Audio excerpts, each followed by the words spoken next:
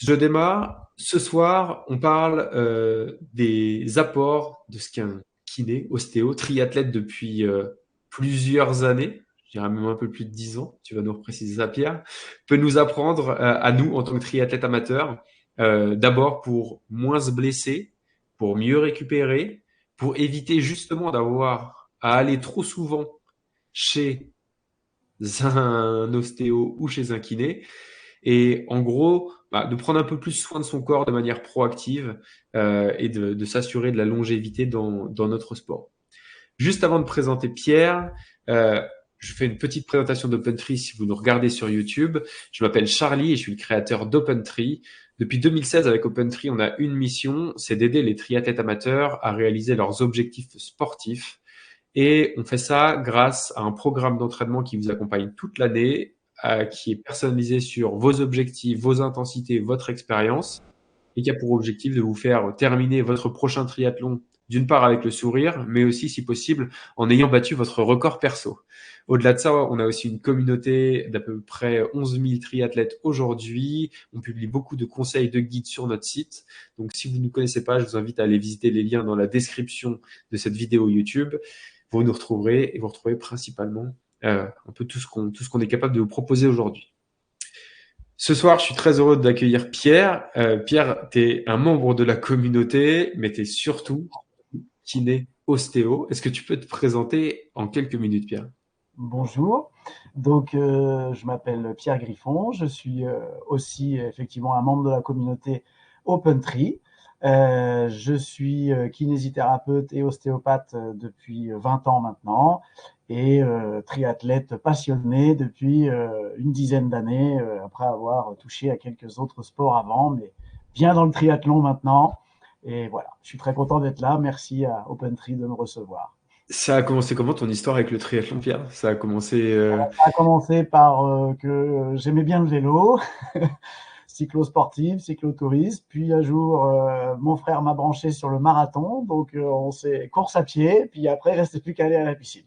Ok. Et ça, Et ça a voilà. pas, ça a pas été le plus dur d'aller à la piscine comme la plupart des triathlètes qui débutent? Ah ben, je suis parti de zéro. Mais ça s'est bien fait. Et non, non, c'est pas le pire actuellement. Ok, super, super. Voilà. Et donc, triathlète depuis une dizaine d'années et kiné ostéo depuis toute ta vie, tu as 20 toujours ans, fait 20 ça? ans, voilà. Ben, non, voilà, ça dépend de ma carrière qui commence à faire. Voilà, j'ai un peu Ok. de temps passé. Et dans ta pratique au quotidien, t'as essayé de te spécialiser sur les sportifs. C'est un sujet qui te plaît, le croisement entre le Bien sport sûr, et...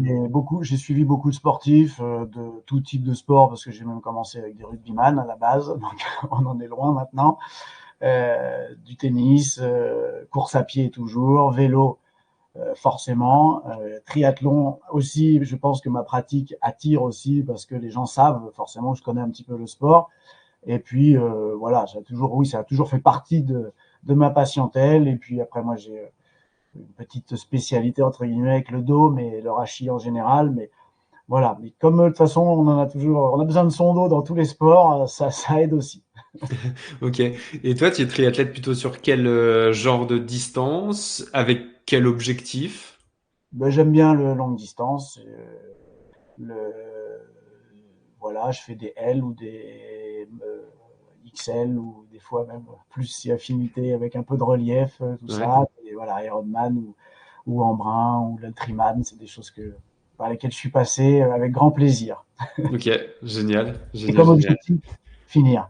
Me Ouais. faire plaisir, que ça se passe bien avec le moins de douleur possible, à commencer par sur la machine, sur laquelle on Ok. passe un sacré moment et un sacré temps à l'entraînement et le jour de la course. Ouais, donc c'est ce qu'on se disait tout à l'heure, c'est finalement la répartition des conseils que tu vas donner ce soir, c'est un peu la répartition des disciplines en triathlon. Ça va être 50% Voilà, de vélo et un peu du reste. voilà, Ok. exactement. Super. Écoute, on est ravis de te recevoir parce que, alors, pour tout dire à ceux qui nous suivent ce soir, nous on se connaît depuis pas mal d'années maintenant parce que, en fait, quand moi j'ai commencé à chercher un ostéo autour de chez moi, assez vite, ton nom s'est dégagé. Il y a plein de monde dans le monde du triathlon qui te connaissait, qui m'a recommandé tes services. Et du coup, bah, je suis super heureux de t'avoir là ce soir. On va pouvoir discuter de tous ces sujets. Euh, Petite surprise à la fin, sur laquelle je dévoile un peu quelques trucs. Pierre a accepté aussi gentiment de devenir notre référent kiné ostéo au sein d'OpenTree. On vous en dit plus à la fin de ce live, mais il y a des trucs qui pourraient vous intéresser parce que Pierre a décidé de mettre un peu de sa disponibilité aussi pour accompagner les sportifs de la communauté. Les sportifs qui sont coachés viennent au service. Et je pense que ça peut vous intéresser. On vous présente tout ça à la fin du live. Et j'espère que cette collab avec Pierre permettra aussi d'abord via ce live de vous donner quelques clés pour un peu mieux se soigner, un peu mieux prévenir les blessures, et puis vous permettra d'aller plus loin si vous voulez creuser le sujet avec Pierre. Pierre, ce soir, de quoi on va parler? Qu'est-ce qu'on a au programme? Comment est-ce que tu as construit un peu la manière dont toi tu considères tes apports de kiné et d'ostéo par rapport au sport d'endurance qu'est le triathlon? Eh bien, ce soir, je voudrais vous parler un petit peu des gènes et des douleurs qu'on peut avoir sur le vélo. Le but, c'est un petit peu de comprendre ces gènes, pourquoi est-ce qu'elles peuvent arriver, et de mettre en œuvre des techniques, des petits mouvements, des choses très simples de la vie de tous les jours, ou même pendant une épreuve, notamment en longue distance où on reste quand même longtemps, et qu'on sent que ça commence à tirer, de faire des petites choses, des petits mouvements qui vont nous permettre d'être le mieux possible sur notre machine. Et quand on comprend à quel point c'est pas si compliqué que ça aide beaucoup à savoir et à analyser la douleur et de se dire est-ce que c'est une bonne douleur, une mauvaise douleur, comment je dois réagir à ça. Et je vais essayer de vous donner des petites pistes. Ouais, ok. Donc le live de ce soir, il sera concentré plutôt sur le sujet du vélo. Naturellement, avec Pierre, on sera amené à le recevoir de nouveau et puis à discuter des autres disciplines. L'idée, c'est de commencer avec celle qui nous occupe le plus de temps en triathlon et encore une fois de faire quelque chose qui est très pratique, qui vous permet de repartir dès ce soir avec des conseils et des bonnes pratiques pour justement soulager la douleur, prévenir les blessures et puis si ça peut en plus induire un gain de performance, on va le prendre aussi, je pense, hein. Tout le monde sera ravi. Par quoi tu veux commencer, Pierre? Est-ce que tu as des éléments à nous Déjà, donner pour démarrer la discussion? juste une petite introduction simple par rapport à ça. Avant de parler de douleur, je pense qu'il faut quand même rappeler que le choix d'un vélo ne se fait pas par hasard. Ça sert à rien de prendre un vélo qui est. Faut être objectif sur ses capacités, sur ses raideurs, sur l'âge qu'on peut avoir, et j'en fais partie, sur ce qu'on a envie de faire avec ce vélo aussi. Et il ne faut pas choisir un vélo au hasard, ni le type du vélo, et bien faire attention, bien sûr, la taille du vélo, c'est capital. Voilà, ça, on peut tourner tous les exercices qu'on veut. Si on n'a pas la bonne taille, ça n'ira jamais. Il faut bien se le dire. Et c'est pas parce qu'on a trouvé une belle occasion qu'il faut aller se jeter dessus. Si on est un peu entre deux tailles, non, non. Il faut essayer, il faut vraiment être bien. Et je recommanderais largement les études posturales qui sont faites par des professionnels qualifiés, qui vont vous donner un prototype, on va dire, qui reste théorique, mais de comment vos réglages doivent être faits sur ce vélo par rapport à votre gabarit. Et c'est quand même très, très, très important. Ouais, c'est marrant ce sujet. Il est intervenu justement aujourd'hui dans la communauté. On avait un sujet là-dessus, des témoignages, et ils ont été assez rapidement nombreux. Gens qui nous disaient, en fait, l'étude posturale au début, je pensais que c'était un peu de l'argent jeté en l'air et que je savais pas trop ce que j'allais pouvoir apprendre. Et qu'en fait, à la fin, quand je ressors de ça, je me rends compte que avoir une bonne position sans même changer de vélo, c'est déjà primordial et on gagne en confort, mais aussi en performance. Absolument. Et le confort, je veux dire, indépendamment d'aller chercher après une position peut-être plus aérodynamique, plus sportive, plus agressive, un vélo, on doit s'asseoir dessus, on doit tout de suite être bien, comme un canapé. Tout le monde doit pouvoir faire une sortie en zone 1, début de 2, de plusieurs heures en étant dans le confort absolu. Ça ne doit pas tirer, sinon il y a quelque chose qui ne va pas. Ok. Donc là, vraiment, ouais, ce mot d'introduction part à vélo, le truc déjà le plus important, c'est de se poser la question du matos et de choisir le bon matos, Voilà. adapté à la pratique, et qu'on adapte ensuite sa position sur le matériel. Mais en fait, tout ça, Absolument.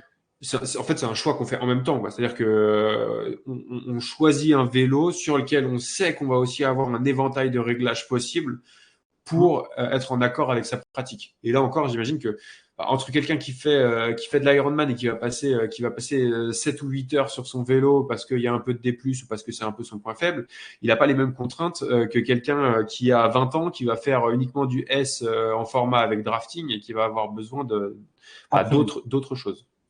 Absolument. Et c'est important de comprendre qu'à la base, on n'est pas dessiné pour être sur un vélo. Le but de tout ça, ça va être de trouver un équilibre entre ce que notre corps va tolérer et d'agréable, et ça doit rester confortable, toujours, j'insiste vraiment là-dessus, et sur cette position que nous demande d'être en vélo. Et donc, choisir déjà un vélo confortable, ça me paraît la priorité. Ensuite, on vient chercher, voilà, plus sportif, plus performant si on veut, plus raide, plus rigide. Et effectivement, c'est pas du tout le même vélo selon ce qu'on est et ce qu'on a envie de faire comme épreuve. Ok. Donc là-dessus, peut-être le mot, c'est aussi d'être à la fois, je veux dire, humble par rapport au matériel qu'on va choisir. Alors, sans vouloir faire de clichés, mais on a souvent l'image du triathlète qui va beaucoup miser sur le vélo, qui va parfois même un peu surinvestir sur le vélo plutôt que sur le reste. Et puis d'être aussi objectif avec ce qu'on veut faire et que c'est pas toujours le dernier vélo à la mode ou le choix absolu du vélo de contre-la-montre qui est toujours le meilleur.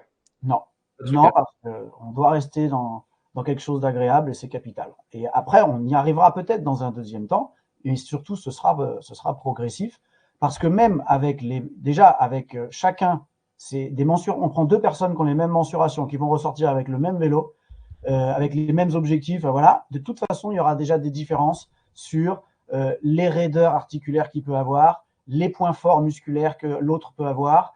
Ne serait-ce qu'un dos, quand vous regardez un dos, vous avez des gens qui ont des cambrures, des courbures qui sont très marquées, d'autres qui sont assez effacées. Et ces deux personnes, elles n'auront pas la même façon de pédaler. Donc, rien que ça, déjà, il y a beaucoup, beaucoup de choses à faire et à améliorer. Tu parlais du confort et du fait de se sentir bien dès lors qu'on monte sur un vélo. Est-ce que le confort, c'est raisonnablement un objectif quand on va faire des épreuves de 6, 7, 8 heures? Est-ce que c'est un truc, enfin, est-ce que réellement on peut espérer avoir un confort sur des durées aussi longues ou est-ce qu'il y a un moment où on va tomber un peu dans la contrainte et il va falloir s'adapter?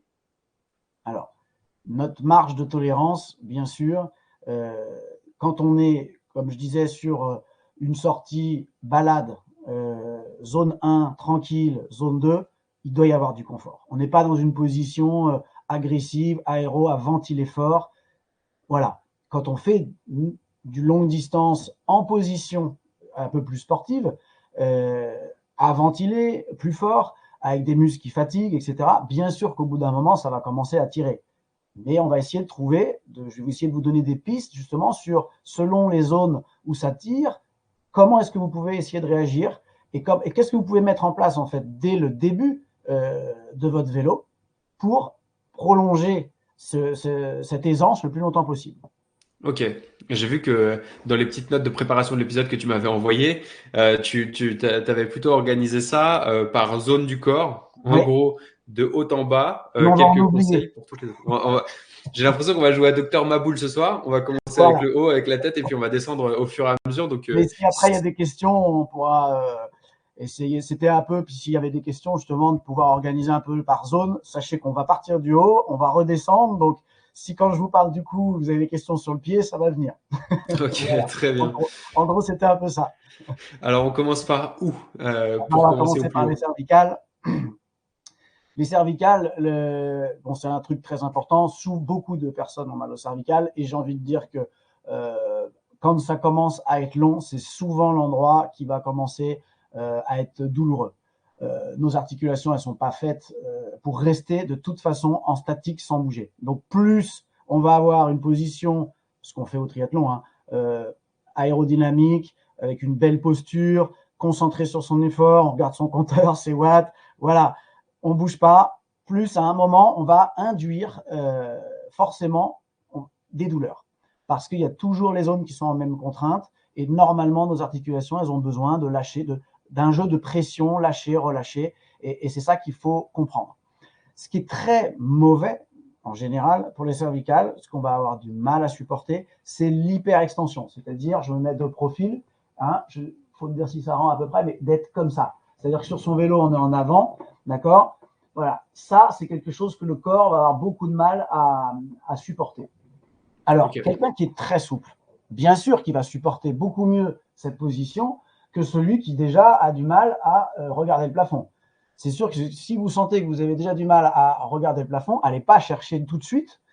C'est possible de s'améliorer, ça, il n'y a pas de problème. Mais il faut pas chercher tout de suite des positions où on va être déjà avec une syphose marquée et la tête complètement relevée. Après, ça peut être géré s'il y a vraiment des douleurs qui viennent trop souvent, alors qu'on a un bon réglage, le bon vélo, tout ça. Il faut regarder les problèmes de cou. Il peut y avoir plusieurs sources à ça. Ça peut être, mais qui sont assez connues. Bien sûr, c'est l'avancée, le recul avancé du. Souvent, on a un guidon qui est un peu trop en avant. Bon. Il va falloir reculer un peu le poste pour redresser un peu et avoir moins d'inclinaison. De mon expérience, moi, souvent, juste reculer la potence, c'est quelque chose qui marche bien. Sans chercher à tout changer, le drop, c'est-à-dire la différence qu'il peut y avoir entre la hauteur de selle et le bas du guidon, qui est quelque chose qu'on a plutôt bien réglé normalement chez le vélociste. Mais lui, il a des potences types, il règle ça par rapport à ça. Et voilà, un petit raccourcissement de potence, ça va vous aider à être plus à l'aise avec vos cervicales si vous êtes par exemple un peu raide ou quelqu'un qui avait des exagérations de courbure, des courbures assez marquées naturellement. Par rapport à ça, depuis quelques années, on a l'impression que globalement, alors chez les pratiques des pros et puis ça se décline de plus en plus chez les amateurs, on a de moins en moins de drop entre la selle et le repose coude, Oui. repose bras. Il y a des années où on avait des drops immenses et on avait des gens qui étaient totalement allongés sur leur vélo. On est un peu revenu de ça et on a moins de drop entre les deux. Ça, physiologiquement, en termes de placement, comment ça se... Alors, je pense qu'il y a deux choses à ça. D'abord, il y a une question de respiration. C'est-à-dire qu'on va pouvoir pousser beaucoup plus fort si on est un peu plus relevé. Souvent, ce qu'on voit chez les professionnels, ils font. Alors, on va parler. Il y a le Tour de France et puis il y a le triathlon et le longue distance. Mais ça a été flagrant sur le Tour de France, par exemple. C'est des contre-la-montre, ils sont à fond pendant des durées beaucoup plus courtes que ce qu'on peut trouver dans le triathlon, même moyen ou longue distance. Et ils vont pousser très fort là, avant. Ils vont chercher à ventiler très fort. Donc, ils veulent être dégagés au niveau ici intercostal. Ça, c'est quelque chose qui est important pour eux. Ensuite, il y a la hanche, c'est-à-dire que il y a un moment, si on est trop penché en avant, il faut faut vraiment une grande souplesse de hanche, mais on est dans un secteur musculaire qui est peut-être pas le plus puissant. Ok. Ça, c'est une notion qui est importante aussi à avoir, c'est-à-dire qu'on ne va pas changer du jour au lendemain les habitudes musculaires qu'on a. Si on est très puissant sur une angulation musculaire, c'est celle-là qui sera la meilleure. Et avant que ça se décale, ça va se faire que très progressivement. Ok, très bien, c'est très clair. Je prends une question puisqu'on en était sur le point des cervicales, avant que je t'interrompe. Christophe nous demande, j'ai des douleurs au cervical, est-ce que le dénivelé, ça peut être un facteur sollicitant? Normalement, non. D'accord. Normalement, non. C'est pas, en tout cas, c'est pas logique mécaniquement. Euh, le, le dénivelé, je dirais que c'est plutôt descendre, puisque on va se retrouver dans une position plus inclinée. S'il y a quelque chose sur le dénivelé, il faut peut-être voir ailleurs. Est-ce qu'il n'y a pas une raideur? Ça, c'est aussi une notion qu'il faut avoir, qui est vraie pour tout, mais surtout pour le dos. C'est quelle est la vie là de Christophe tous les jours. S'il est assis à son travail tous les jours devant son ordinateur, que tous les jours il a la tête qui part en avant, quand il va sortir faire du vélo, ses cervicales, ça se cumule tout ça. Et à un moment, ils en ont marre. Donc ça s'exprime au moment du vélo, mais peut-être que c'est pas le vélo. Peut-être que c'est une raideur qu'il a et qu'en assouplissant ses cervicales, lui en ouvrant, voilà, il y a plein d'exercices possibles, imaginables. Faudrait voir Christophe proprement dit, mais voilà. Peut-être que ça va suffire à avoir une meilleure tolérance. Mais c'est vrai que le dénivelé, normalement, ne doit pas augmenter les douleurs cervicales. D'accord, ok, c'est très clair. Sur cette partie donc cervicale, j'imagine qu'il y a des choses qu'on peut préparer en amont pour permettre d'être un peu plus Je souple. dirais que Je sais c'est pas si c'est le bon terme. en amont, bien sûr, cette souplesse à avoir.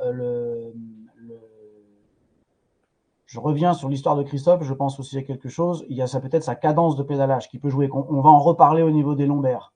Mais ça peut être un facteur sollicitant pour les cervicales, pour le dos en général. Si la cadence est plus faible, on va appuyer plus fort. Je vais exagérer, mais en gros, ça, c'est un mouvement que les cervicales, là, vont pas aimer.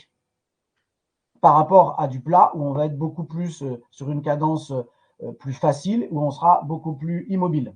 Mais ce mouvement, même si c'est très, là je l'ai exagéré, mais même si c'est très retenu, qu'il y a un petit mouvement de cadence qui commence à être lent et un tout petit mouvement comme ça peut jouer par rapport au dénivelé.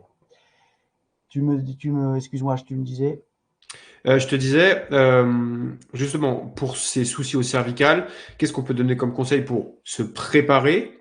Et est-ce que tu as des conseils aussi après pour pendant la course si on sent que des douleurs comme celle-ci arrivent? Pour se préparer, le renforcement des cervicales est important et c'est pas à négliger dans la préparation physique générale. Il y a des exercices d'autograndissement, il y a des exercices où on peut contre un mur venir pousser, voilà, que ce soit à l'avant, que ce soit à l'arrière, des choses qu'on trouvera assez facilement, mais un renforcement, un gainage musculaire des cervicales assez classiques vont aider. Les muscles les plus importants qu'on va solliciter pendant la course et qu'on a tendance à oublier de solliciter pendant la course, et souvent qui, au fur et à mesure des heures, font que ça fait mal, c'est l'autograndissement. Donc, s'il y avait un seul exercice à faire spécifique au vélo, pour moi, c'est vraiment l'histoire de l'autograndissement. D'aller chercher à s'autograndir. Il y a des exercices qu'on peut faire d'ailleurs, chez OpenTree, ils vous proposez des exercices de préparation générale avec des élastiques. Voilà, qui sont très bien pour la natation notamment, etc. Cet exercice, on va venir chercher à serrer ses omoplates. Mais si on le fait à chaque fois, cet exercice, en s'autograndissant, reculant la tête, ouvrant bien le sternum et en plus en allant chercher à serrer les omoplates, ça va gainer ici énormément. Et c'est une position qui est très intéressante quand on est sur le vélo, dès le début. On a tendance, c'est vrai, à se mettre dans cette position un petit peu de recherche d'aérodynamisme, qu'on soit même sur un vélo, même sans être forcément avec les prolongateurs, on va se baisser, on a une recherche de position plus sportive, plus agressive, etc. Et cette recherche d'aérodynamisme va faire que des fois, on rentre la tête comme ça, on se ferme, et on est à l'opposé de cet autograndissement. Ça, c'est une notion, si dès le début, on se dit, il ne faut pas que je laisse ma tête rentrer, je laisse ma tête sortie, comme ça. Ça, surtout sur le longue distance, ça va beaucoup, beaucoup aider. Ça, c'est pareil, on voit typiquement sur le Tour de France, et en plus, on sait pertinemment que les coureurs, plus ils sont capables de baisser la tête, de la rentrer, etc., ils ont un meilleur aérodynamisme. Mais on parle d'un contre-la-montre qui va durer entre 10, 20 minutes, allez, maximum 40 minutes. Et ça, c'est une notion qui est importante. Il ne faut pas comparer, même à ce très haut niveau, ce n'est pas comparable. Ok, très bien. Donc s'il y a un truc à retenir, c'est se grandir ok. Autograndissement et chercher dès le début de la partie vélo, je peux faire, je me tiens et je peux même faire quand je sens que ça commence à tirer, souvent ici là, voilà, je peux faire des tout petits mouvements qui vont pas gêner. C'est pratiquement, c'est des mouvements en statique où on va aller chercher à s'autograndir tout en regardant les yeux. Ça, le regard, c'est quelque chose qui est important aussi pour le cervical.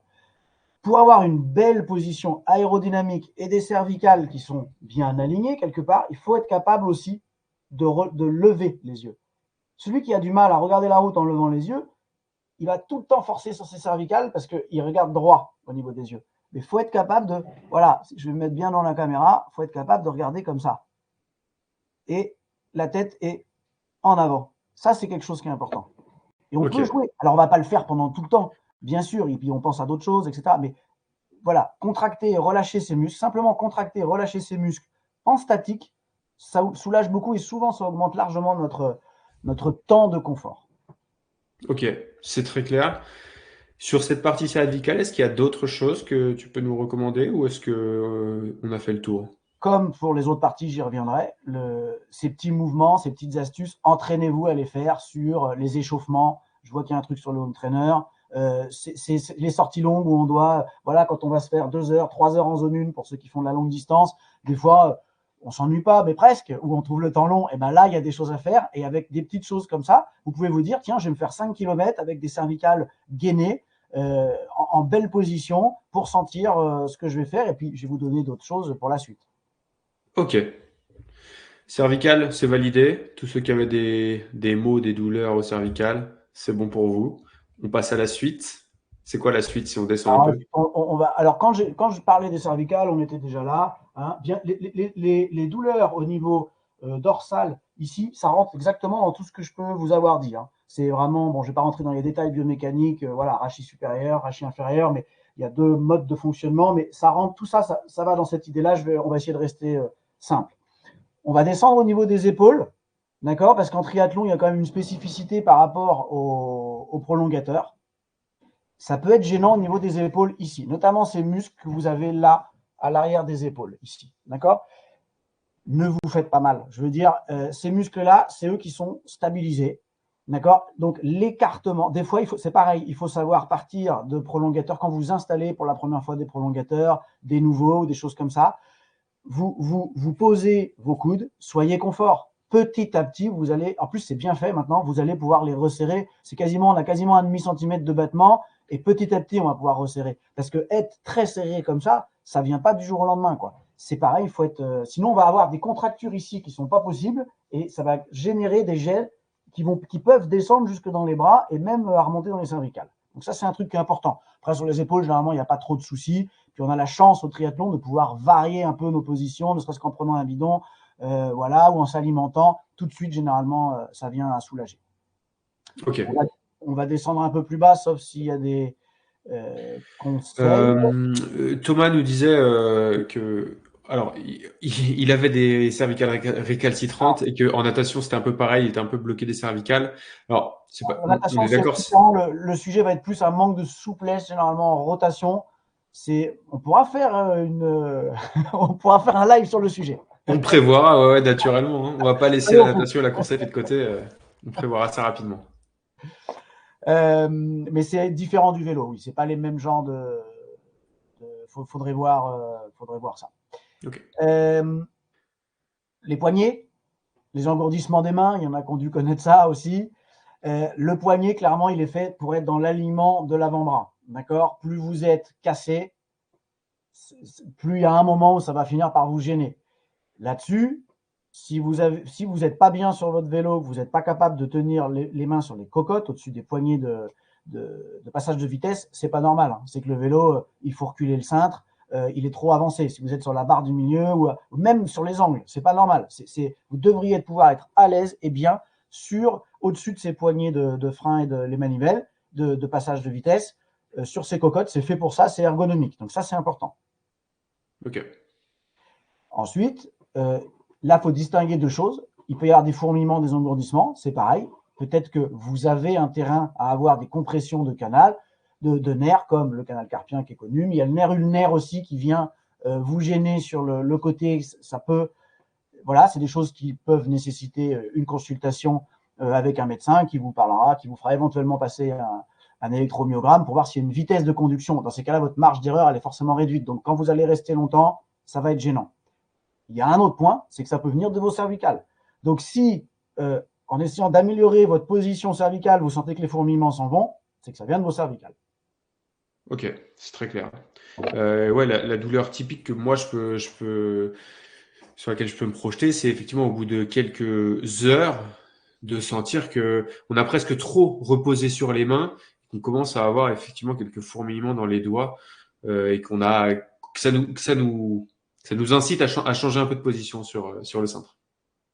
Il peut y avoir, voilà, alors on peut jouer avec entre les cocottes et la position sur les prolongateurs. Il faut varier. C'est sûr que si on a, en fait, une articulation de toute façon n'aime pas rester dans la même position sans bouger. Je peux vous dire que ceux qu'on fait Paris-Roubaix, ils ont mal aux mains. Ils le sentent bien, les fourmis, parce que ça tape. Ils sont obligés de tenir le cintre en permanence. Et qu'on ait un canal carpien, qu'on ait le vélo le mieux réglé du monde, ça fait mal quand même. Ok, ok. Là, il y a des choses aussi qu'on peut faire en préparation pour éviter ces Oui, douleurs-là. c'est un peu plus compliqué en préparation de ces assouplissements tout simples du poignet, mais aussi des chaînes. Alors c'est un peu toujours difficile avec la caméra, mais voilà, des chaînes musculaires, c'est-à-dire qu'on va venir ouvrir avec la main comme ça, tout en tournant un peu, voilà, la tête, et en allant chercher en avant, en arrière, comme ça, les zones qui vont nous tirer le plus spontanément et de les travailler. On sent très bien, et d'une journée à une autre, ça peut varier. C'est pareil selon votre travail. Celui qui est derrière le clavier, c'est plus facile, ses poignets sont moins dérangés a priori, en tout cas ses passages de nerfs, que celui qui est avec un sécateur toute la journée. Ouais, C'est aussi une notion qu'il faut avoir. ouais. Ouais, la pratique vient toujours en surcouche d'une activité Exactement. Et ça, professionnelle qui nous faut occupe. pas l'oublier parce qu'il y en a plein qui. Franchement, les trois quarts de mes consultations, c'est pas que le vélo qui est responsable du truc. Ouais. Alors, c'est flagrant en course à pied, ils adorent dire ah, vous avez mal au dos, il faut arrêter de courir, mais pas du tout. En fait, c'est parce qu'il y a un problème qui. On fera un autre sujet là-dessus. Ok, très clair. Sur les poignets, d'autres choses ou on passe à la suite? Il y a des questions, je crois pas. Non, je vois pas de questions pour l'instant. On va N'hésitez pas si vous en redescendre, avez. on va aller au lombaire, parce que là, il y a de quoi dire. Ok. Les lombaires. Bon, les lombaires, alors là, on est typiquement dans la posture pour laquelle on n'est pas fait. C'est-à-dire que autant les cervicales, on comprend bien qu'on a un creux, en vélo, il est un peu plus marqué. Bon, mais les lombaires, quand on est debout, il y a ce creux lombaire qui est cette lordose qui est propre à chacun. Il y a des gens qui ont une lordose qui est marquée, d'autres moins. Ça, c'est la forme de vos articulations. Il ne faut pas vous dire j'ai mal au dos parce que je suis trop cambré. C'est faux, c'est archi faux, c'est pas ça. C'est beaucoup plus complexe que ça. C'est même rarement ça. Le vélo, cette vilaine machine qu'on veut absolument utiliser, nous délordose. On est arrondi, on est en flexion. Et ça, c'est vraiment quelque chose de contraignant. Tous ceux qui commencent le vélo, en général, vous disent que ça pique un peu à ce niveau-là, même quand c'est bien réglé, etc. Donc, il faut avoir un vélo là vraiment pas trop dur, parce que plus vous êtes dans le vélo sportif, la recherche de voilà un vélo un peu plus agressif, la recherche d'aérodynamisme, plus vous allez jouer avec cette lordose. Deuxièmement, les lombaires, c'est très lié avec aussi la qualité de notre flexion de hanche. Quelqu'un qui a du mal à faire genou-poitrine, faut pas rêver, à chaque fois qu'il fléchit, ça lui tire sur le rachis lombaire. C'est une notion qu'il faut avoir aussi, indépendamment des réglages qui doivent être bien faits au départ. Bien.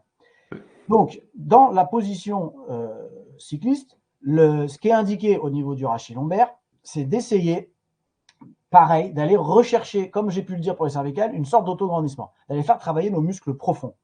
Si on fait travailler nos muscles profonds du dos, qui vont, alors bien sûr, vous n'allez pas, je ne connais pas de cyclistes qui roulent cambrés, à part ceux qui ont très mal au dos, mais on ne va pas rouler dans la cambre, mais on tend vers, on va aplatir, on tend vers le plat.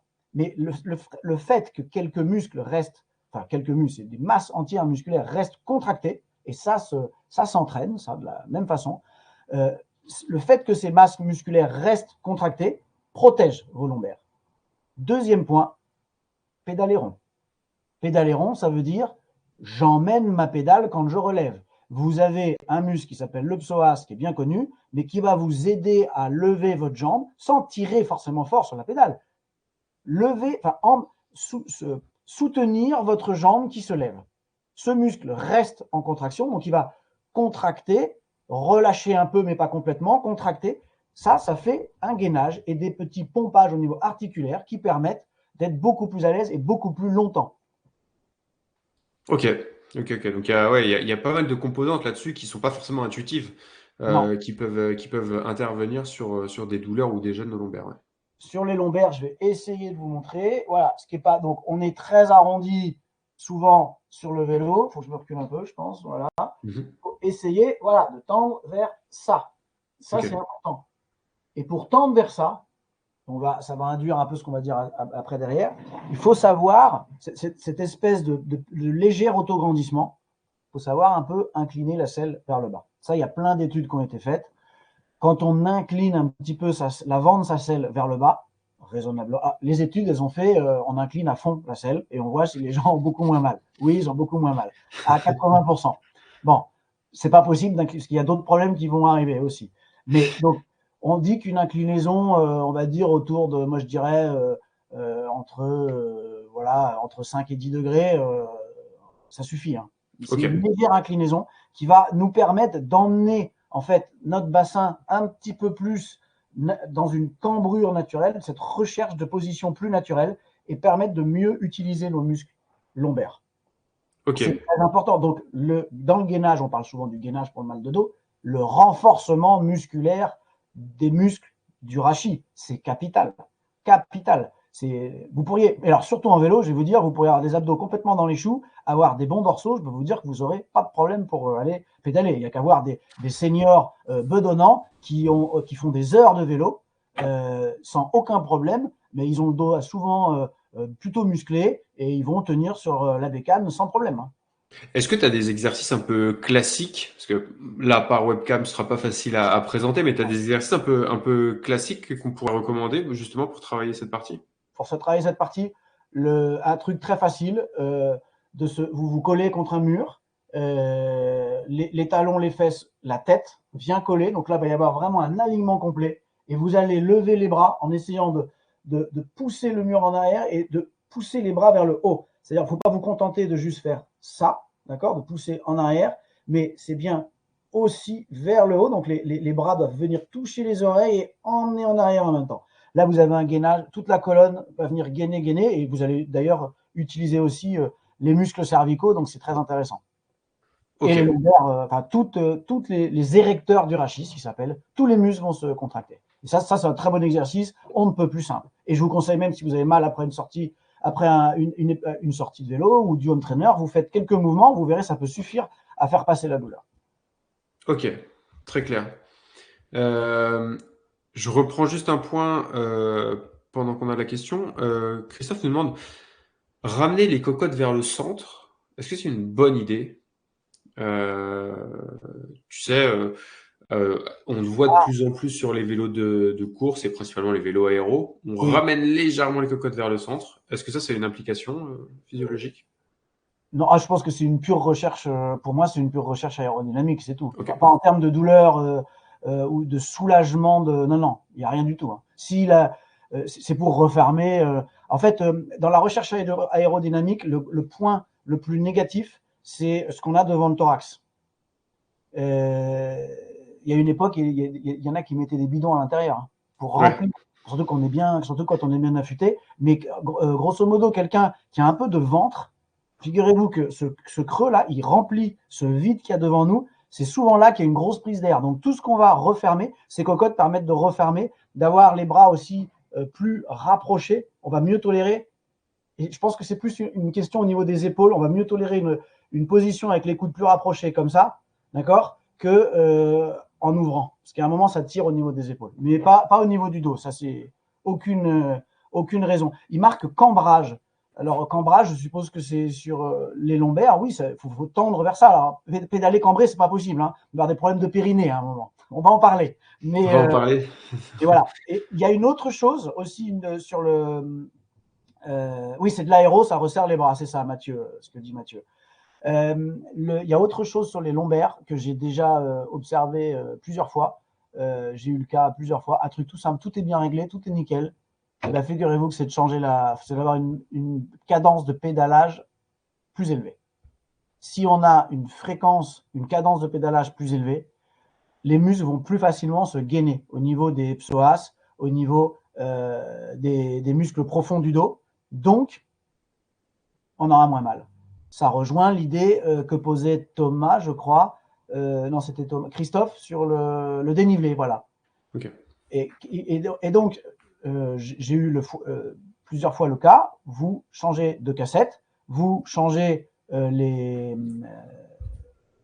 vous changez vos rapports, hein, que ce soit la cassette ou les. Et souvent, ça aide beaucoup pour avoir. pour avoir de meilleurs rapports avec une cadence qui sera meilleure et vous serez plus efficace avec bien moins de douleur. Et ça, c'est vraiment quelque chose, faut pas négliger ça. Ok, très clair. Là-dessus, des choses à ajouter ou on passe à la suite? Des choses à ajouter, oui, il y a des généralités sur la chaîne postérieure. Après, ça peut être très long sur les lombaires. La chaîne postérieure est importante, d'être souple. Quelqu'un qui n'est pas capable de toucher, en se penchant en avant, de toucher ses doigts de pied, faut pas espérer faire de l'aéro plus quoi. Il y a un moment, faut travailler ça avant de commencer à baisser un petit peu voilà, de jouer un petit peu sur une position plus aéro ou plus sportive. Je ne D'accord. rentrerai pas dans les détails. Après, les chaînes postérieures, ça s'étire en se penchant en avant ou allonger les jambes au mur. On essaye de se rapprocher de la verticale, de ramener ses pointes de pied vers soi. Ça, c'est des choses qu'il est utile de travailler pour mieux tolérer la position sur le vélo. Ok, c'est très clair. Voilà. Non, après, et en termes de, on va dire, renforcement musculaire, est-ce que j'ai besoin, est-ce que c'est que je n'utilise pas assez mes muscles ou je manque de force dans mes muscles? Il faut essayer de faire l'exercice du parachutiste, je ne sais pas si ça parle, ou Superman. Enfin, le but, vous vous mettez sur le ventre, vous décollez, on va dire, quelle que soit la position, les coudes et les genoux. Il faut être capable de tenir au moins 1 minute. Si vous êtes en dessous de la minute, 2 minutes, c'est quand même mieux. Ok, Voilà. Et 3 minutes, ça commence à être bien. Mais voilà, celui qui n'est pas capable de tenir, qui reste sur 1, 2 minutes, il faut renforcer. Moins d'1 minute, il est urgent de renforcer. très bien. Très clair, un exercice facile, on a juste besoin d'un tapis de sol. Voilà, Ok, c'est pas compliqué. Sur les lombaires, un dernier point que je répète, mais il est d'autant plus important. Quelle est votre posture toute la journée? Peut-être que vous avez mal au lombaire parce que vous êtes assis toute la journée. Donc, restriction de mobilité de hanche, a priori, c'est possible, de la chaîne postérieure. Vous êtes en flexion, vous retournez sur le vélo, toujours en flexion, les lombaires sont enroulés, je suis en flexion de hanche, le corps sature de cette position de flexion. C'est aussi quelque chose qu'il faut avoir à l'esprit. Les articulations n'aiment pas rester toujours dans la même position. encore une fois, on revient sur ce que tu dis depuis tout à l'heure, c'est que la charge, c'est pas juste la charge d'entraînement, c'est la charge de tout ce qu'on met dans la vie aussi, quoi, des contraintes qu'on peut apporter au quotidien via une position qu'on a au boulot ou via Absolument. nos autres activités, quoi. Absolument. Ok, très clair. Partie lombaire, on a fait un bon tour. Partie lombaire, on est bien, je crois, non? Il n'y a pas d'autres questions sur la partie lombaire. Je vois qu'il y en a qui trépignent d'impatience pour descendre juste en dessous. Ah non, on a le périnée avant. Ouais, Mais parce on que va venir, ça, Nicolas, on va venir au genou. On va venir au genou, c'est ouais, possible. parce que le périnée, le truc de la position aéro qui, au bout de quelques temps, nous comprime le Voilà, périnée, ça, c'est un truc qu'il faut exactement. trouver. Donc, Autant chez les hommes que chez les femmes, c'est un truc qu'il faut absolument. traiter. Alors, il faut savoir déjà faut pas avoir de tabou là-dessus. D'abord, les problématiques sont les mêmes chez les hommes que chez les femmes. D'accord? Il n'est pas normal d'avoir des douleurs. Les seules douleurs qui sont normales, c'est sur les tubérosités ischiatiques, c'est-à-dire les os du bassin que nous avons, parce qu'on reprend le vélo, on a rallongé les sorties, voilà, donc les points d'appui osseux, j'insiste bien, peuvent être sensibles pendant 2-3 sorties, après c'est fini. Sinon, c'est qu'il y a un problème. Tout le reste, les irritations, ça me chauffe, voilà, de temps en temps ça saigne à moitié, tout ça c'est pas normal. Il y a quelque chose qui ne va pas. Donc, il ne faut pas tolérer ça et il faut en parler. Je veux dire, vous avez ces 2 tubérosités sciatiques, tout le reste, c'est du muscle, c'est du tissu. Justement, très concrètement, tu conseillerais d'en parler avec qui? Avec son médecin généraliste, avec Oui, sauf s'il vous dit d'arrêter de faire du vélo, ça arrive. Ou un changer kiné. de médecin si c'est le cas. Je sais pas. Voilà, bon, oui, mais enfin, faut en parler. Déjà, faut en parler, même ne serait-ce qu'avec d'autres personnes qui font du vélo, sur qu'est-ce qu'ils ont pu mettre en place avec ça. C'est pas normal. C'est pareil de ne pas sentir. Hein, je pense que ce soit fille ou garçon, on ne sent plus, c'est parti, etc. C'est qu'il y a un engourdissement et surtout que ça gêne même en termes de performance. C'est-à-dire qu'il y a des paquets vasculo-nerveux qui sont comprimés. À partir du moment où un paquet vasculo-nerveux est comprimé, les muscles ne seront pas recrutés ou vascularisés de façon optimum. D'accord, ok. D'accord? L'inclinaison de la selle, c'est quelque chose qui aide. Donc, on va incliner un peu la selle. OK? Comme j'ai dit tout à l'heure, pas trop, parce que sinon, si on se retrouve avec trop, alors évidemment, ça soulage. Hein. Si on descend un peu plus la selle, tout va bien. Sauf qu'on va se retrouver à glisser vers l'avant. Non seulement on a tendance à, puis on veut remonter ses fesses vers l'arrière, ça c'est pas terrible, c'est quelque chose qui commence, c'est un peu trop à ce moment-là. Et la problématique d'emmener trop la selle vers l'avant, c'est que vous donnez du poids du corps vers l'avant. Donc on va se retrouver, on va déplacer un problème de selle sur un problème qui peut arriver des poignets, de la nuque, un peu plus haut. Ouais, ouais, ouais. Il y a L'expérience, toujours, je valide ça, ouais. on sent l'expérience. On va basculer, il y a toujours cet équilibre entre l'avant et l'arrière. J'ai la selle et mes lombaires, et j'ai après mes poignets et ma nuque. Et il va falloir toujours jongler pour trouver le bon équilibre entre les deux. Ok. Sur la selle, un petit rappel, des fois enfin, ça paraît idiot des fois quand on connaît, mais c'est quand même bien de le redire. C'est mieux d'être, enfin c'est même conseillé d'être nu dans son cuissard. Les sous-vêtements, si vraiment ça vous dérange, voilà, c'est le plus fin possible. C'est le plus fin possible. Ce n'est que des surfaces de frottement en plus. Les cuissards sont faits pour ça. Et sur la selle en elle-même, je suis presque étonné que personne ne m'en ait pas encore parlé, parce qu'on me la demande souvent, celle-là. Moi, j'ai la question, hein, j'ai la question. Si personne ne la pose, moi, je l'ai. Donc, le cuissard, je peux vous dire qu'il vaut mieux, voilà, faut pas investir dans un beau cuissard, c'est pas une bête idée, plutôt que dans un vélo de dingue. Voilà. Ça, c'est l'argent, ça vaut le coup de garder ses sous pour le cuissard. Et qu'est-ce que je voulais dire? Sur la Oui, bon, selle. alors sur la selle, aujourd'hui, il y a personne qui est capable il n'y a pas d'unanimité sur les selles ajourées, les selles qui ne sont pas ajourées. Je vais même vous dire, sur les selles femmes, les selles hommes, femmes, c'est-à-dire souvent on a coupé le bec de selle. C'est-à-dire qu'aujourd'hui, il y a des hommes qui peuvent se trouver très bien sur des selles femmes et des femmes qui peuvent se trouver très bien sur des selles hommes. Voilà. Alors chacun y va de sa petite étude, de son petit machin, souvent avec beaucoup d'exagération dans un sens qui induit quelque chose. Mais non, aujourd'hui, il n'y a pas de consensus. Et c'est tout bête. Hein. Plus la surface est grande, plus l'appui sur chaque point est mieux réparti. Donc l'ajouré qui libère. Moi, j'ai une ajourée, hein, personnellement. Je ne suis pas en train de faire la promotion des selles non ajourées. Mais l'ajouré qui libère n'est pas forcément adapté à chacun. Il faut prendre la selle où vous êtes bien. Si vous êtes bien sur un type de selle, vous ne bougez plus, vous avez la marque. Et ce qui est le plus important sur la selle, et à mon avis, la seule chose importante, c'est la distance entre les ischions. Ce que n'importe quel vélociste, normalement un peu sérieux, avant d'acheter une selle, il a dû vous en parler. Ils ont maintenant des mesures, c'est hyper simple. On s'assoit sur un coussin, on mesure les points ischiatiques, ce qu'on appelle la distance entre les ischions. On mesure ces points et on a sans problème la selle adaptée en termes de taille, de largeur. Attention, en termes de longueur, ajouré, pas ajouré. J'allais faire le lien avec ce qu'on disait en préambule sur l'importance d'une étude posturale. Normalement, si vous allez faire une étude posturale chez quelqu'un qui est à peu près sérieux, il va aussi vous faire tester différents types de selles pour voir un peu ce qui vous correspond le mieux.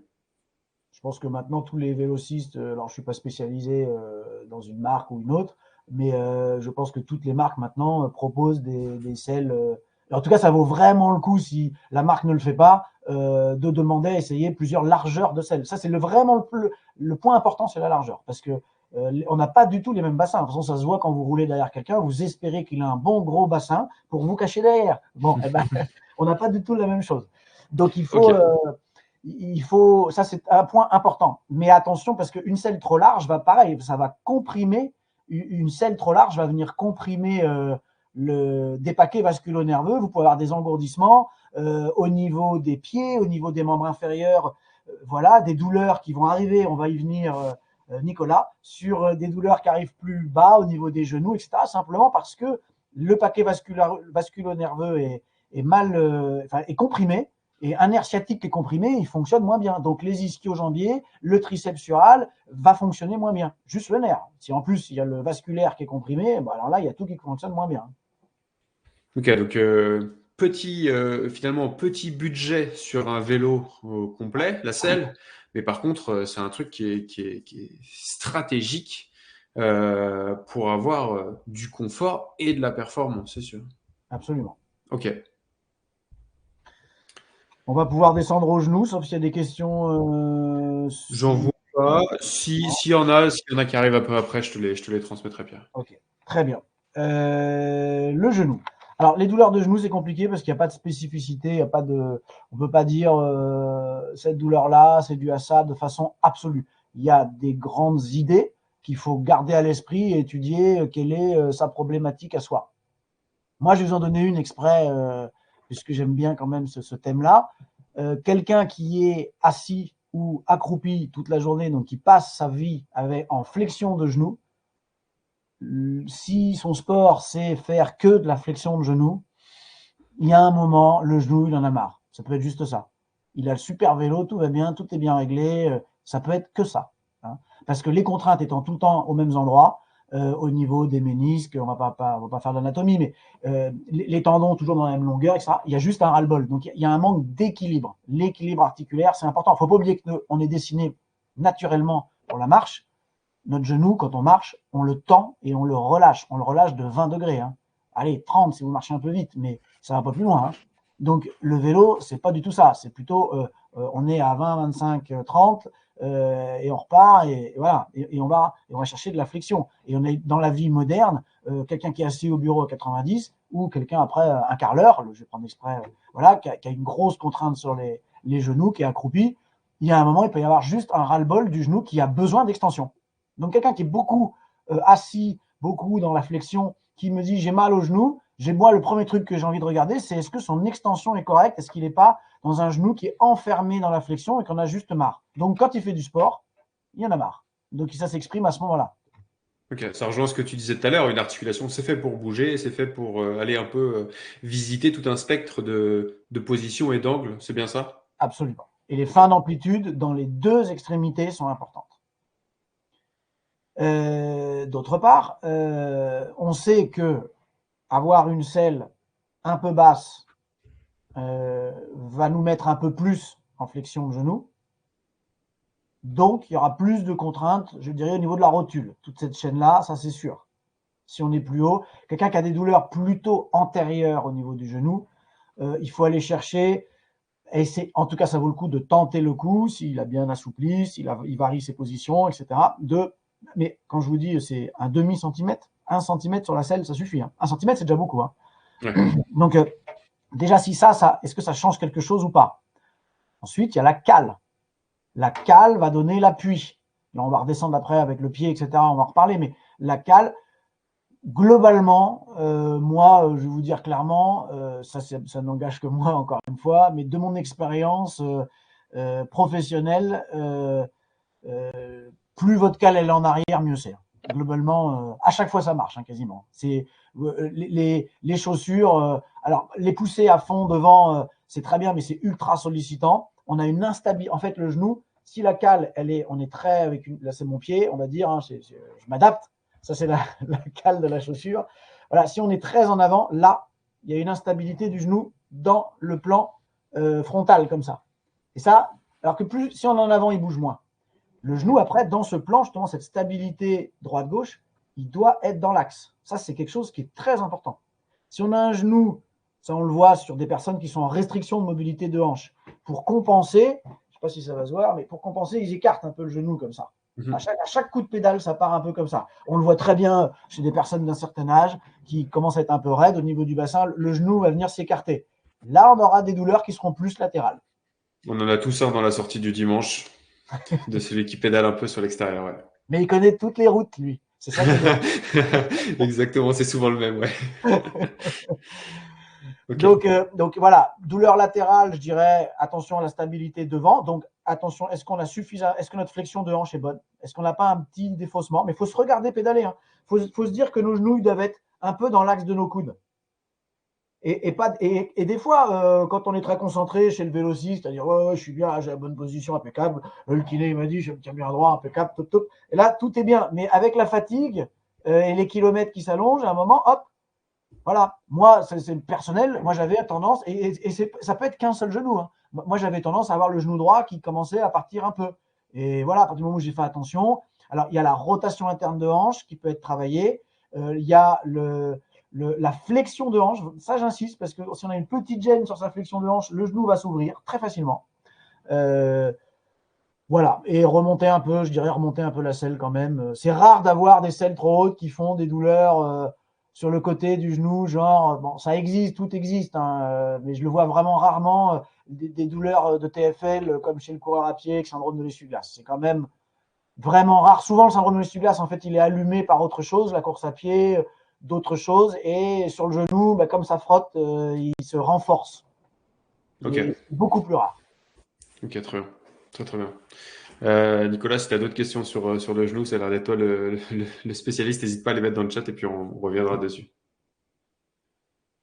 Pierre, d'autres choses, toi, sur le genou? Dernière chose, voilà, sur le genou, il n'y a pas que les quadriceps dans le vélo et des gros quadris.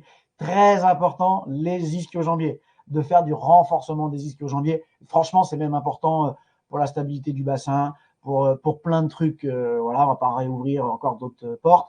Mais, et ça, c'est pareil, les sorties dans les points qu'on peut avoir, dans ma zone 1, mon échauffement, etc. Je fais l'autograndissement au niveau du cou, je travaille les lombaires, est-ce que mon axe de genou il est bien, tirez votre pédale, déclipez même vous pouvez décliper vous déclipez la chaussure gauche par le pied gauche et pédaler, mais ça sert à rien de mettre des watts à fond, hein. Vous pédalez juste en restant avec un cardio tranquille, juste avec la pédale de droite, vous allez voir à quel point vous emmenez et vous êtes obligé de tirer, ça va vous faire travailler toute cette chaîne, ça va la réveiller, vous allez la connecter un peu dans votre mode de pédalage. Ça, c'est important, la technique de pédalage, en fait, hein. C'est important sur beaucoup de choses et ça joue aussi énormément sur le dos. Énormément sur les lombaires, c'est important aussi, ça.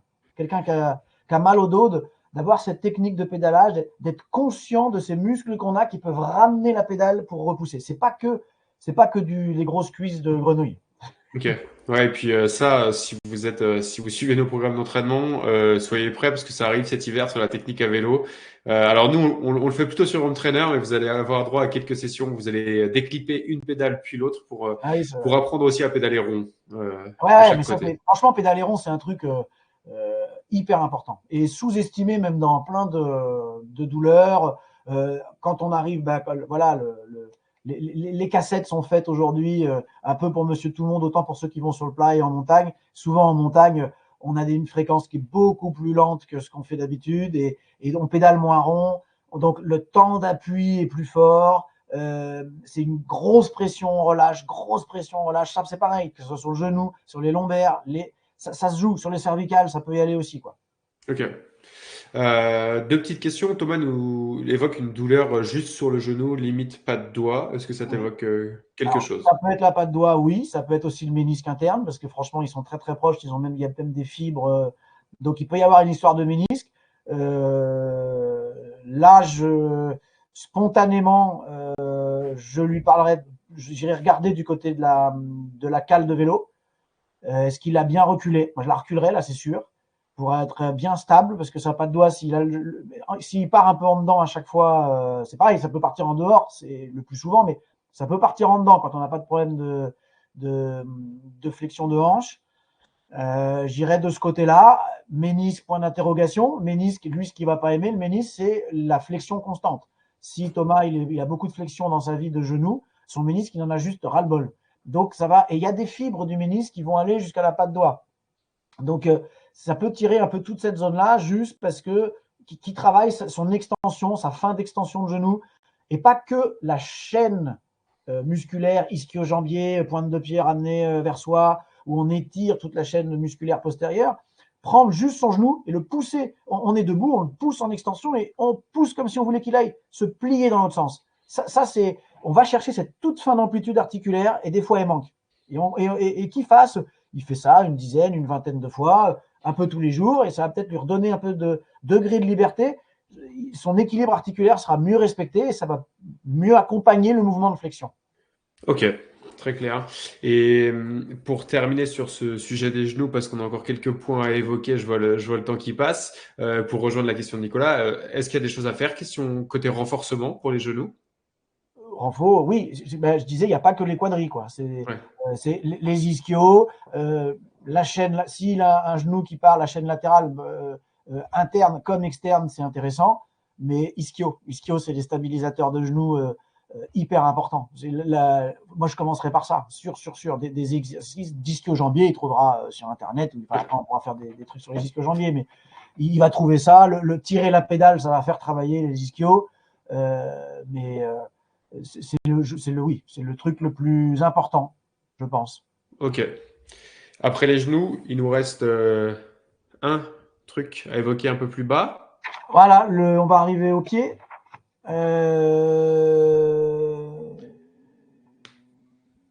Je vérifie juste sur le genou si j'ai quand même les anti-sèches, hein, parce qu'au cas où j'ai oublié mais non, je crois que voilà, la cadence, on en a parlé.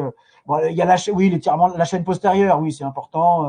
Bon, les étirements restent importants. Hein. Les étirements restent importants, surtout qu'ils peuvent vite être en restriction. Au niveau du genou, c'est ce que je disais. Au niveau du genou, on est en flexion. Il y a un moment, il faut aller étirer tout ça aussi. Hein.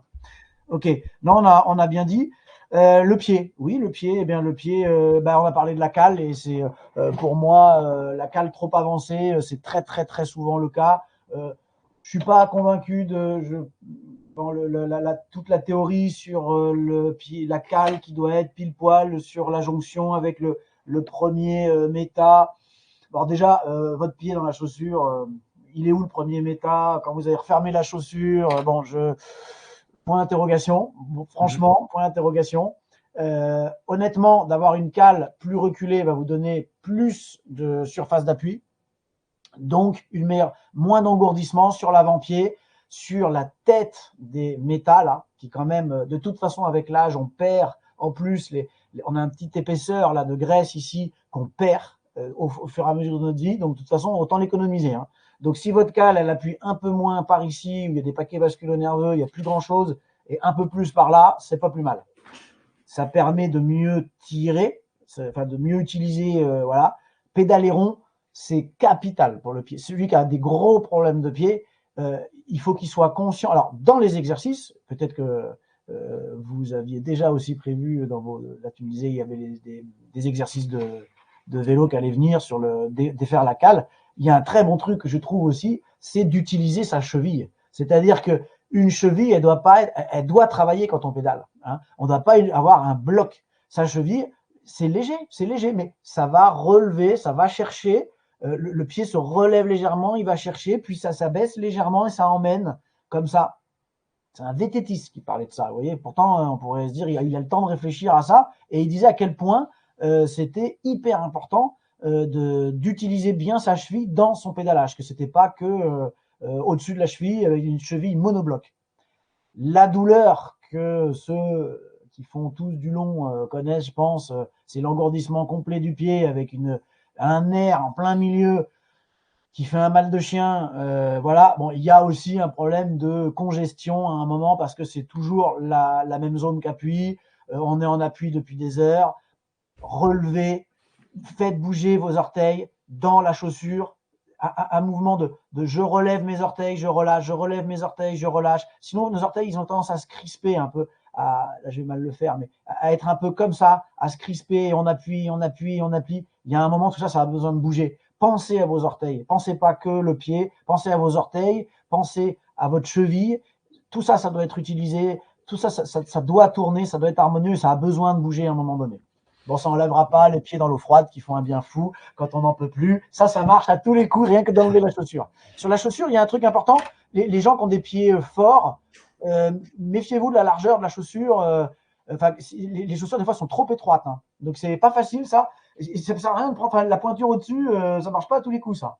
C'est vraiment, faut péter la chaussure, j'en sais rien. Faut vous trouver un truc. Mais la largeur, c'est comme la largeur de selle. Il ne faut pas négliger ce point-là, je pense, sur la compression. Après, il y a toute la partie podologique, semelle, pas semelle, mais il y a beaucoup de choses à faire avant. Après, s'il y a des pathologies, voilà, hein, névrome de Morton, un problème vraiment sur le nerf, il n'y aura qu'une semelle qui viendra rétablir un poids beaucoup plus au milieu du pied et moins pile poil sur le passage du nerf. Là, il n'y a pas grand-chose à faire. Hein. En été, voilà, la forte chaleur, ça c'est infernal. Ouais. Je suis bien d'accord.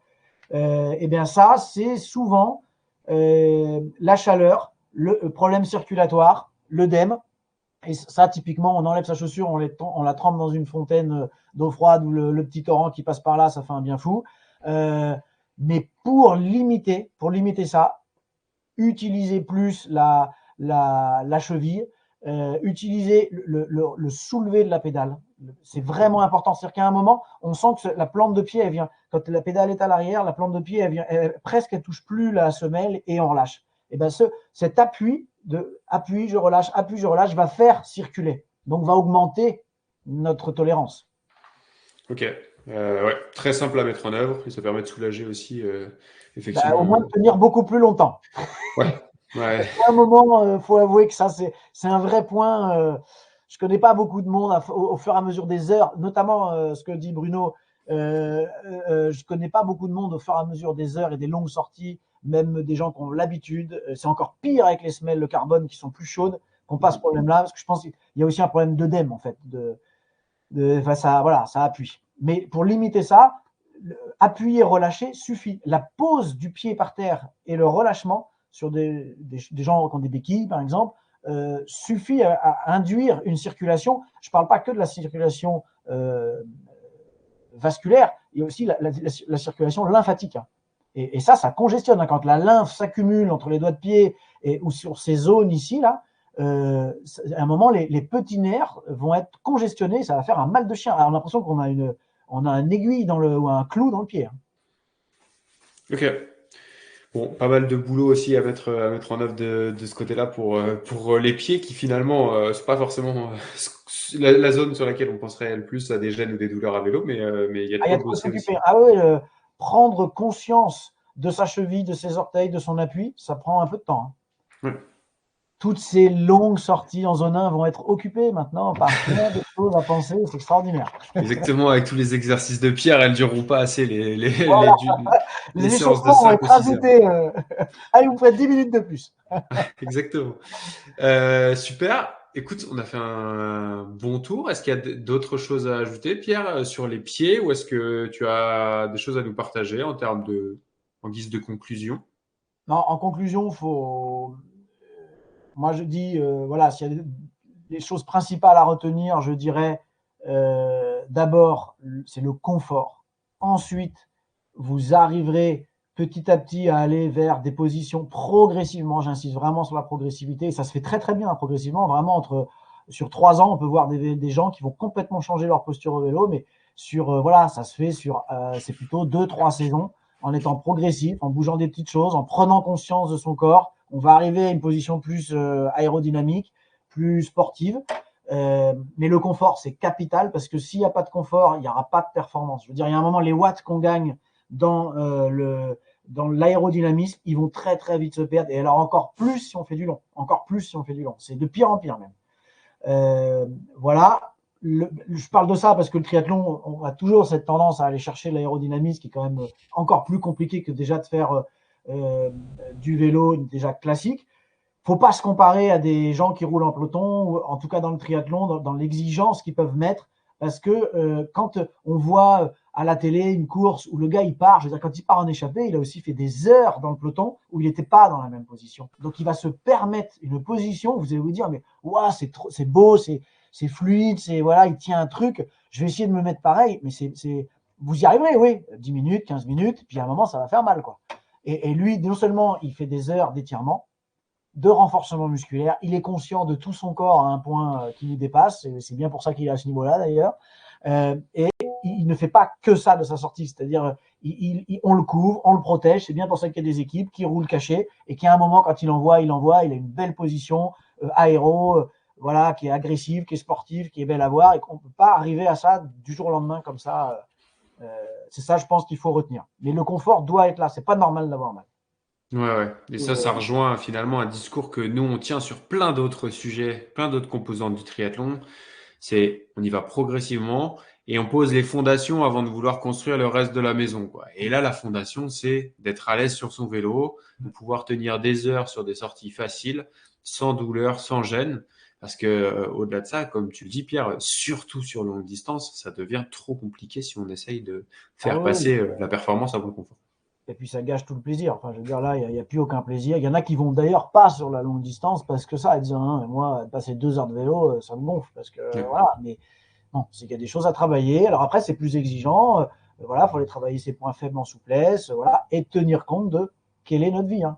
Qu'est-ce Ouais. qu'on fait dans sa vie, qu'est-ce qu'on a comme contrainte articulaire dans sa vie. Moi, j'ai régulièrement dans mon cabinet des gens qui sont, ils sont en bureau, mais ils font que, entre guillemets, du vélo comme sport, même à un titre très très cool, hein, balade, etc. Et ben, il y a un moment, les lombaires, elles en ont marre d'être assises sur du siège de bureau à la selle de vélo. Et il faut aller un peu dans l'autre sens. Enfin bon, là, on rentre encore dans d'autres choses, mais c'est aussi simple que ça parfois. Donc, faut bien analyser tout ça. Et après, bah, sinon, il faut consulter un professionnel qui vous guidera personnellement. Génial. Bon, super. Merci beaucoup, Pierre, pour cette De rien. intervention-là.